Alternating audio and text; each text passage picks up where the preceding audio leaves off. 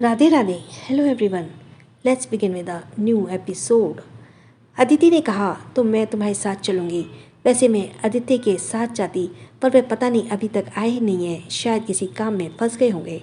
तो माही ने कहा हाँ बिल्कुल अदिति, हम दोनों साथ ही चलेंगे।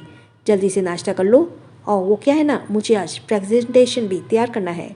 तभी दादाजी जो हेड चेयर पे बैठे थे, उन्होंने माही से पूछा, माही उस प्रेजेंटेशन का काम कैसा चल रहा है? तो माही ने पहले तो घूर कर दादाजी को देखा और फिर मुंह फुलाकर कहा, दादाजी काम तो अच्छा चल रहा है, पर आपने मेरे साथ अच्छा नहीं किया। दादाजी ने पूछा, मैंने क्या किया? तो माही ने कहा, अच्छा आपने रणवीर को इस प्रोजेक्ट का हेड नहीं बनाया? आपको पता है ना वह बॉस बनकर मुझ पर कितना हुक्म चलाता है। अब आ गई। दादाजी ने हंसते हुए कहा, माही तुम अपने पति को कम मत समझो, वह इतना बड़ा बिजनेस टाइकून ऐसे ही नहीं बना है। अगर तुम रणवीर के अंडर रहकर काम करोगी तो पक्का वह तुम्हें बिजनेस के कई सारे आइडिया सिखाएगा, और एक बॉस को अपने एम्प्लॉयज़ को सिखाने के लिए थोड़ा सा तो सख्त होना ही चाहिए ना। तो माही ने कहा, पर उन्हें कहिए ना मुझ पर इतना ज़्यादा भी सख्त ना रहे। पता है उस प्रेजेंटेशन के लिए उन्होंने सिर्फ मुझे 3 दिन का वक्त दिया है। अब इतना बड़ा प्रोजेक्ट मैं 3 दिन में प्रेजेंटेशन कैसे तैयार करूँगी? समर्थ भी अभी इंडिया में नहीं है, वह बाहर गया हुआ है, तो यह सारा काम मुझे अकेले ही हैंडल करना होगा ना। दादाजी ने कहा, अरे समर से बात हुई थी मेरी, वह आज इंडिया से वापस लौट रहा है, वह तुम्हारी हेल्प कर देगा, चिंता मत करो।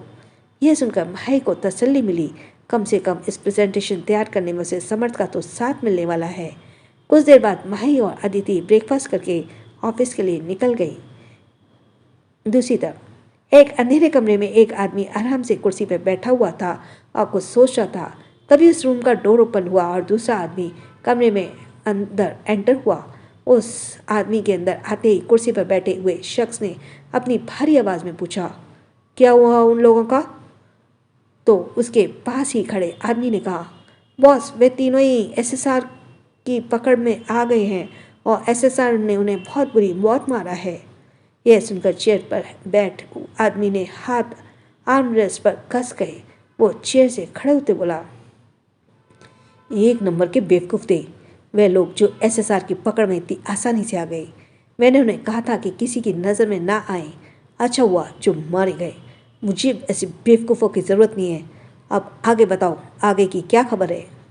तो उस आदमी ने कहा, बॉस IS आर्मी सिक्योरिटी बढ़ा दी है और अब कोई भी उनकी बीवी के आसपास भी नहीं भटक सकता।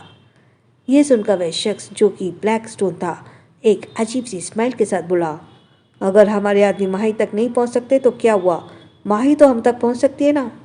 यह सोचकर थोड़ी दूरी पर खड़ा आदमी असमंजस में ब्लैक स्टोन को देखते हुए बोला। तो ब्लैक स्टोन ने उसे ऑर्डर देते हुए कहा, अब जो कह रहा हूँ वह करो। कहकर ब्लैक स्टोन ने अपने आदमी को कुछ ऑर्डर और इंस्ट्रक्शंस दिए और फिर कुछ देर बाद ही वे आदमी रूम से बाहर निकल गया। ब्लैक स्टोन अपने रूम में बड़े से ग्लास विंडो के पास आकर खड़ा हुआ और बाहर की तरफ देखते हुए बोला, मैं भी देखता हूँ रणवीर की तुम सच अपनी बीवी के सामने आने से कैसे रोकते हो। तुम्हारा सामना ब्लैक स्टोन से हुआ है और ब्लैक स्टोन से जीतना इतना आसान नहीं है।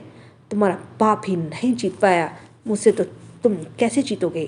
कहकर ब्लैक स्टोन ने अपने फ़ोन में किसी का नंबर डायल किया और उसे अपने कान पर लगा लिया। सामने से कुछ देर के बाद ही फ़ोन पिक किया गया तो ब्लैक स्टोन ने अपनी भारी आवाज़ में कहा, अब जो मैं तुम्हें कहने के लिए कह रहा हूँ तुम वही करो।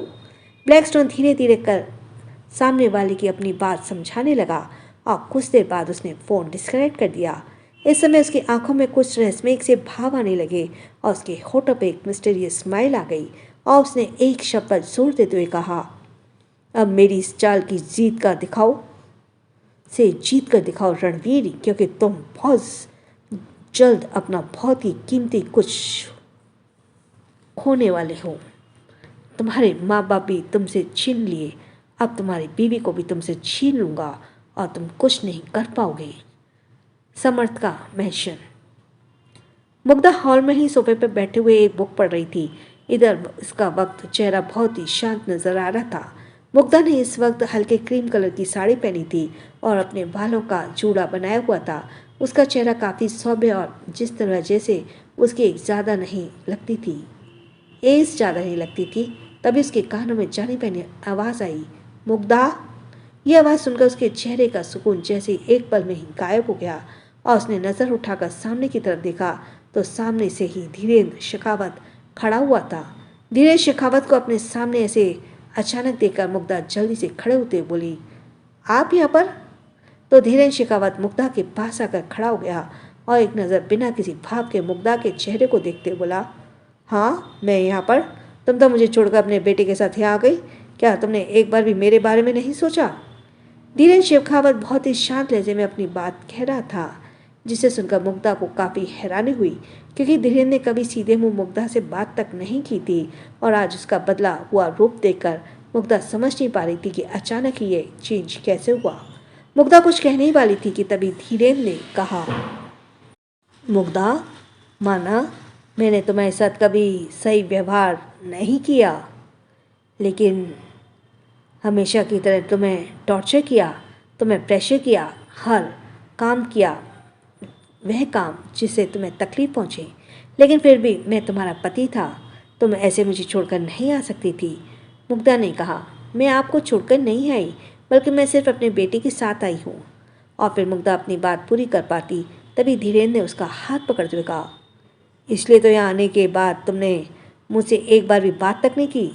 तुम नहीं जानती मुग्धा, जब तक वहाँ थी ना तब तक मैं तुम्हारी कदर नहीं कर पाया, लेकिन जब तुम और समर दोनों ही मुझे छोड़कर यहाँ शिफ्ट हो गए, उसके बाद मैं खुद को अकेला महसूस करने लगा।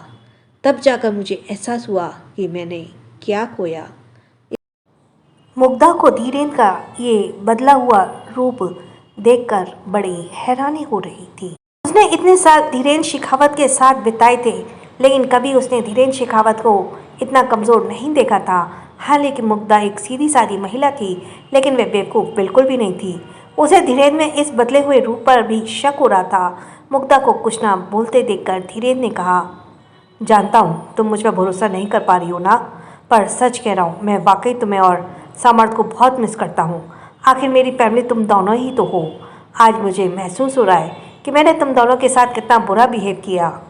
मुग्धा ने अपना हाथ छुड़ाते हुए कहा, अचानक आपको क्या हो गया है? सच सच बताइए, क्या चाहते हैं? अब धीरेन्द्र शेखावत कुछ देर चुप रहा, फिर उसने कहा, मैं तुम दोनों के साथ रहना चाहता हूँ। प्लीज़ मुझे एक मौका दो। मुझे अपने आप से ऐसे दूर मत करो। मैं खुद को बदलना चाहता हूँ और अपने हर के की माफ़ी मांगना चाहता हूँ। मैं चाहता हूँ कि तुम, मैं और समर्थ तीनों ही एक साथ खुशी खुशी रहें। मुग्धा ने गौर से धीरेन्द्र शेखावत के चेहरे को देखा, जैसे कि वह जानना चाहती हो रही हो कि क्या यह आदमी वाकई में बदल गया है या फिर उसके साथ फिर से कोई बड़ा खेल खेला रहा है। पता नहीं क्यों, पर उसका दिल चाहकर भी धीरेन्द्र की बातों पर भरोसा नहीं कर पा रहा था। मुग्धा को अपनी बातों पर भरोसा ना करते देखकर धीरेन्द्र घुटनों के बल उसके सामने बैठ गया और हाथ जोड़ते हुए रोंदे हुए गले में बोला, प्लीज़ मुग्धा, मेरी बात पर भरोसा करो, मैं सच में बदल गया हूँ। धीरेन्द्र शेखावत की इस हरकत से मुग्धा का दिल एकदम से पिघल गया। आखिर वह धीरेन्द्र शेखावत की पत्नी थी। उसने पति को इस तरह घुटनों के बल अपने सामने बैठकर देखकर मुग्धा बर्दाश्त नहीं कर पाई और उसने धीरेन्द्र शेखावत के हाथों को पकड़ते हुए कहा, प्लीज़ आप ऐसा मत कीजिए। क्यों मुझे आपका पाप का भागी बना रहे हैं? खड़े हो जाइए। धीरेन्द्र ने कहा, नहीं, मैं तब तक खड़ा नहीं हूँगा मुग्धा, जब तक तुम मुझे माफ़ नहीं कर देती। मुग्धा ने कहा, आप इतनी ज़िद क्यों कर रहे हैं? प्लीज़ आप खड़े हो जाइए, हम बात करते हैं ना। धीरेन्द्र शेखावत ने भी ज़िद करते हुए कहा, नहीं, पहले बोलो कि तुमने मुझे माफ़ कर दिया और तुम मुझसे दूर नहीं जाओगी। आखिरकार हार कर मुग्धा ने कहा, ठीक है, मैंने आपको माफ़ किया, आप प्लीज़ खड़े हो जाइए, मुझे आपको ऐसे देखकर अच्छा नहीं लग रहा है। मुग्धा को अपनी बात मानते देखकर धीरेन्द्र शेखावत के चेहरे पे बड़ी सी स्माइल आ गई। वह खड़ा हुआ और उसने मुग्धा के गले से लगाते हुए कहा, मुझे पता था मुग्धा, तुम मेरी बात पर भरोसा करोगी, ज़रूर करोगी। मैं वाकई में बहुत खुशनसीब हूँ कि मुझे तुम जैसी बीवी मिली। तभी उसके कानों में समर्थ की आवाज़ आई, आप यहाँ क्या कर रहे हैं? समर्थ की आवाज़ सुनकर मुग्धा और धीरेन्द्र शेखावत दोनों का ध्यान समर्थ पर गया, जो मेन एंट्रेंस पर ही खड़ा होकर बिना किसी भाव के धीरेन्द्र को देख रहा था।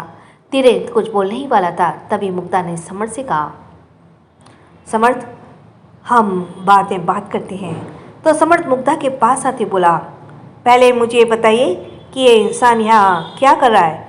इसने इनका घर कब को हमने इनका घर कब का छोड़ दिया है, ना तो ये यहाँ क्यों आए हैं? धीरेन्द्र ने अपनी सफाई देते हुए कहा, मैं अपनी बीवी से, तुम्हारी माँ से माफ़ी मांगने आया हूँ समर्थ, और तुमसे भी माफ़ी मांगता हूँ। समर्थ ने सरकास्टिक वाली स्माइल के साथ कहा, बड़ी जल्दी याद आ गई आपको अपनी बीवी और बेटे से माफ़ी मांगने की। वैसे अपनी जानकारी के लिए बता दो आपको कि अब मैं आपकी कोई ज़रूरत नहीं है और मैं इतना लायक तो हो ही चुका हूँ कि अपनी माँ की जिम्मेदारी उठा सकूँ। मुग्धा ने समर्थ को समझाते हुए कहा, समर्थ प्लीज़ हम बाद में बात करते हैं ना, और तुम अपने डैड से इस तरह से बात मत करो। आखिर जो भी हो उन्होंने अपनी गलती मान ली है और यह बदल रहे हैं। समर्थ ने हैरानी से मुग्धा को देखते हुए कहा, माँ ये आप क्या कह रही हैं? आप अभी भी इस इंसान का भरोसा करिए जिन्होंने पूरी ज़िंदगी आपको तकलीफ़ के अलावा कुछ नहीं दिया। वैसे मुझे कोई हैरानी नहीं हुई क्योंकि मैं जानता हूँ मेरी माँ बहुत ही भोली है और किसी की भी बातों में आ जाती है।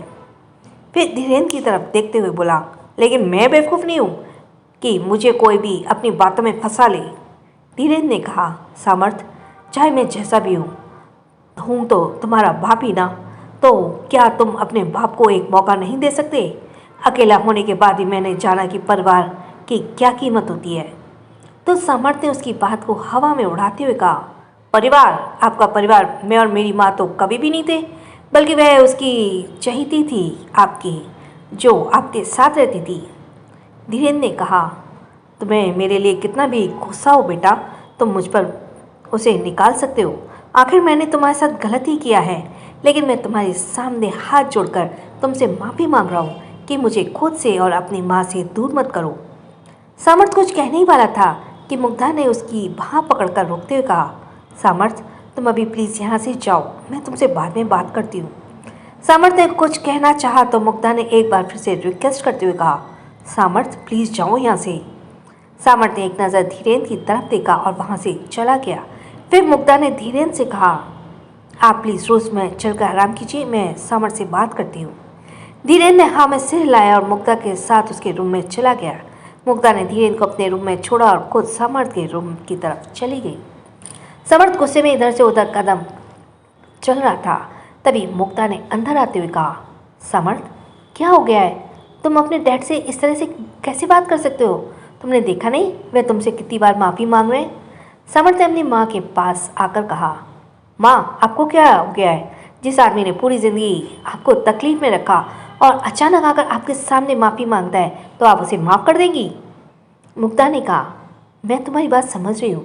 पहले मुझे भी यही लग रहा था शायद वे कोई नाटक कर रहे हैं, लेकिन वे बार बार मुझसे माफ़ी मांग रहे थे। और यकीन मानो जितना मैं तुम्हारे डैड को जानती हूँ वे इतनी आसानी से अपनी गलती मानने वाले में से नहीं है। उन्हें वाकई में अपने किए की पछतावा है, इसलिए तो वो इतनी दूर हमसे माफ़ी मांगने आए हैं। समर्थ ने कहा, माँ आप अपना उनका भरोसा कर सकती है, मैं नहीं। तो मुग्धा ने कहा, समर्थ तुम कम से कम मेरी बात का मान तो रख सकते हो ना प्लीज़। अगर तुम उन्हें रिस्पेक्ट नहीं दे सकते हो तो उन्हें उनकी ऐसी बेइज्जती भी मत करो और उन्हें यहाँ रहने दो। समर्थ ने फ्रस्ट्रेशन से अपने बालों में हाथ फेरते हुए कहा, आपको जो करना है करो, पर मुझसे इतनी उम्मीद मत रखना कि मैं उन पर दोबारा भरोसा करूं। कहकर समर्थ वॉशरूम की तरफ फट गया। मुग्धा ने एक गहरी सांस लेते हुए कहा, कोई बात नहीं समर्थ, धीरे धीरे तुम्हारा ये गुस्सा भी कम हो जाएगा। तुम अपनी जगह गलत नहीं हो, लेकिन मैं भी अपने परिवार को बिखरते नहीं देख सकती। मैं भी चाहती हूँ कि मेरा परिवार एक साथ रहे। कहकर मुग्धा भी रूम से बाहर निकल गई। राजावत एम्पायर। माही अपने केबिन में एक फाइल के ऊपर झुकी हुई कुछ देख रही थी। इस वक्त उसका फेस काफ़ी ज़्यादा सीरियस लग रहा था। उसे देखकर लग रहा था कि वह अपने काम में कितनी ज़्यादा मजबूर हो गई है। तभी उसके केबिन का डोर नॉक हुआ की आवाज़ आई। माही ने फाइल में ही नज़र गाड़ते हुए कहा, अंदर आ जाओ। केबिन का डोर ओपन हुआ। समर्थ ने अंदर आते हुए कहा, क्या हुआ, इतना अर्जेंट मुझे क्यों बुलाया है? इसके साथ ही थैंक्स फॉर लिसनिंग। छोटों को प्यार, बड़ों को सम्मान। राधे राधे।